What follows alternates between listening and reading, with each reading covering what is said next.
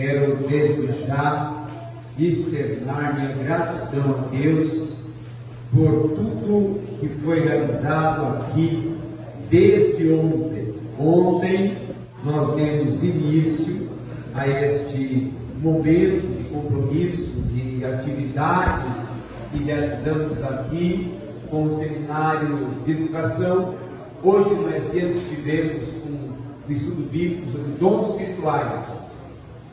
E esta noite de encerramento vamos falar sobre o movimento profético, o culto profético, e eu quero também ser grato a Deus pela vida da pastora Eli, que tem nos recebido com tanta presteza, e também mesmo com o evangelista Israel, sua esposa, sua família, que tem nos dedicado todo esse conduzir essa atividade com toda a atenção.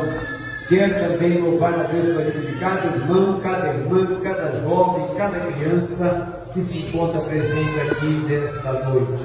Convido-vos a abrir as suas Bíblias no livro de Neemias, capítulo de número 2. Nós vamos ler os versículos 4, o versículo 5, o versículo de número 13, 14, o 15 e depois o 17. Enquanto os irmãos vão procurando, eu quero estar aqui apresentando 3 livros que eu trouxe de minha autoria.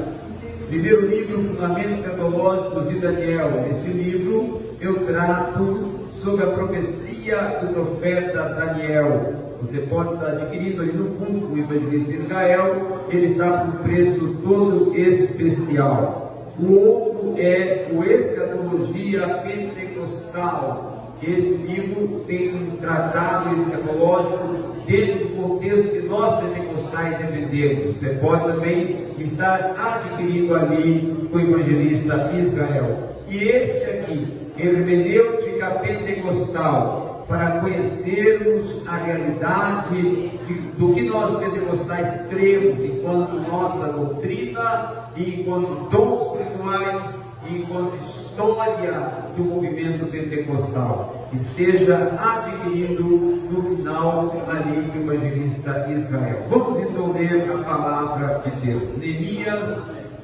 capítulo 2, versículos 4, 5, 13, 14, 15 e 17. Então o rei me disse: que me pedes tu? Assim orei ao Deus do céu. E eu disse ao rei: se for do agrado do rei, e se o teu servo tem achado graça à tua vista, que tu me envies ajudar a cidade dos sepulcros dos meus pais, para que eu possa edificá-la. Versículos ainda agora 13. E eu saí à noite, junto ao portão do vale, a saber, diante do poço do dragão, até a porta dos monturos, e vi as muralhas de Jerusalém, as quais estavam demolidas, e os seus portões estavam consumidos pelo fogo. Versículo 14. Então segui adiante até o portão da fonte e a piscina do rei, mas não havia lugar para o animal que estava debaixo de mim passar. Versículo 15. Então eu subi à noite pelo ribeiro e vi a muralha, e voltei e entrei pelo portão do vale, e assim retomei. Versículo 17. Então eu lhes disse: vós vedes a angústia na qual estamos, como Jerusalém está assolada, e os seus portões estão queimados pelo fogo. Vinde e edifiquemos a muralha de Jerusalém, para que não sejamos mais um opróbrio. Podemos assentar. Este fato que está narrado no livro de Neemias nos faz relembrar alguns acontecimentos.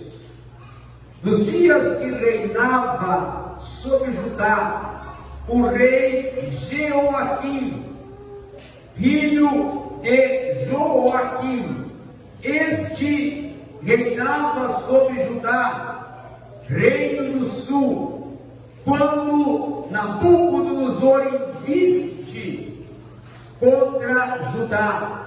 Jerusalém era a capital, e naquele tempo, naquele período, o general de Nabucodonosor, que comandava o exército de Nabucodonosor, Nebuzaradã, atacou aquela cidade, atacou todo o território de Judá, e toda a cidade foi assolada. Toda a cidade foi demolida. A Bíblia diz nos livros do profeta Jeremias, que narra este acontecimento, que a cidade foi totalmente consumida. O exército de Nebuzaradã entrou inclusive no templo, e ali no templo saqueou o templo, levando para Jerusalém como despojos da guerra todos os móveis do templo. Além disto, também as famílias todas que foram cativas foram levadas como escravos, como servos, como dominados para a Babilônia, para serem servos, escravos do jugo de Nabucodonosor. Judá tinha perdido sua história, Judá tinha perdido a sua identidade, Judá tinha perdido a sua liberdade, Judá tinha perdido suas casas, Judá tinha perdido seu status, Judá tinha perdido a estrutura, e toda a terra de Jerusalém tinha se tornado monturos. Não havia mais esperança, não havia mais resto de uma esperança sobre aquela cidade. Quem olhava, contemplava angústia, quem olhava, contemplava clamor, quem olhava, contemplava desespero, quem olhava, contemplava assolação. O único que foi chamado para escolher aonde queria ficar foi Jeremias. Nebuzaradã, a mandado de Nabucodonosor, manda chamar Jeremias e diz para ele: olha, você tem como escolher, ou você vai cativo para Babilônia, mas vai ser preservado como profeta, porque profetizou ao nosso favor, ou você pode ficar aqui. E Jeremias escolheu ficar na terra de monturos. Agora compreenda a situação. Neemias possuía um cargo de honra, não era um cargo de oportunidades de ofício que qualquer um poderia galgar. Não, o cargo de Neemias estava oficializando e cumprindo e desenvolvendo, era um cargo que poucos poderiam conquistar. Neemias era o copeiro do rei. Ser copeiro do rei significava três coisas. Primeiro, vai ser conselheiro, vai ser confidente do rei, vai ter liberdade de conversar com o rei e até indicar algumas coisas para o rei, dar opinião para o rei. Segundo, vai estar próximo do rei em todos os momentos da vida do rei, de alegria e de tristeza. Terceiro, vai ser um confidente do rei. O rei vai conversar com ele. O rei vai se abrir com ele. E a Bíblia diz que Neemias ouviu de Hanani, um dos seus irmãos, a notícia sobre a sua cidade, a terra dos sepulcros dos seus pais. E ele esperou 4 meses para poder chegar à presença do rei e conversar com o rei sobre isso. Por que esperou 4 meses? Primeiro, porque quando você recebe uma notícia desta circunstância que estava recebendo Neemias, primeiro tem que orar, segundo, jejuar, terceiro, aguardar, quarto, se posicionar, quinto, esperar a hora de Deus, o Kairos, o tempo de Deus. Não é o meu tempo, pelo meu tempo eu ia na mesma hora. Pelo meu tempo, eu ia no mesmo momento em que recebi a carta. Mas o tempo de Deus pode demorar meses. E tem uma estratégia aqui, pastor. Sabe qual foi a estratégia? Eu sou copeiro do rei.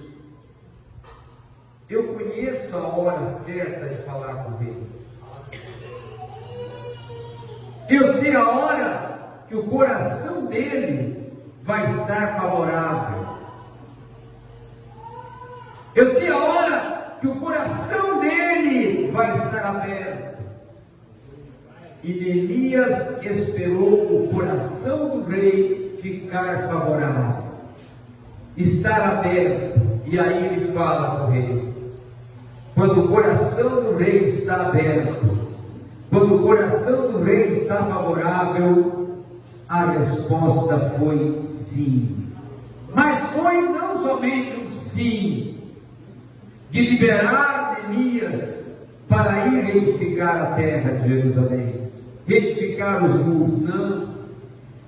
Foi também um sim com apoio.